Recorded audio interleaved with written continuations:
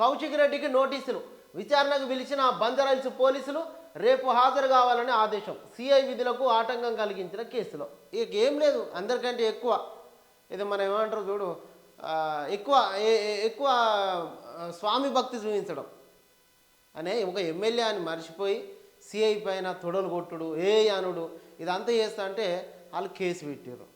ఈయన కూడా లోపలెత్తారు. ఇక జానీ మాస్టర్ పైన ఛార్జ్ షీట్ దాఖలు చేసిన నార్సింగ్ పోలీసులు లేడీ కొరియోగ్రాఫర్పై లైంగిక వేధింపులకు పాల్పడినట్టు నిర్ధారణ. ఇప్పటికే బెయిల్ పైన బయటకు వచ్చి తిరుగుతూ ఉన్నాడు జానీ మాస్టర్, మళ్ళీ కేసు వేసారు. వికసిత భారత్ కల కాదు లక్ష్యం, రాబోయే 2 ఏళ్లలో ప్రపంచ 3వ శక్తిగా భారత్. ఉపరాష్ట్రపతి జగదీష్ ధన్కర్ మెదక్ జిల్లాలోని ఏసీఆర్ కృషి విజ్ఞాన కేంద్రం సందర్శన, 500 మంది రైతులతోటి ముఖాముఖి.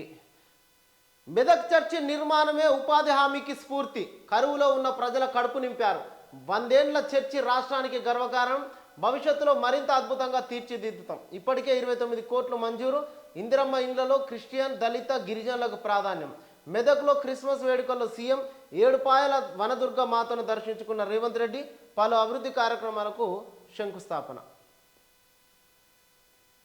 ఇది ప్రధానంగా సర్పంచ్ ఎన్నికలకు సంబంధించినటువంటి వార్త. అదేవిధంగా కేటీఆర్ పైన ఈడీ, ఏసీపీ దాడుల వార్తలు ప్రధానంగా మనం చూసినాం.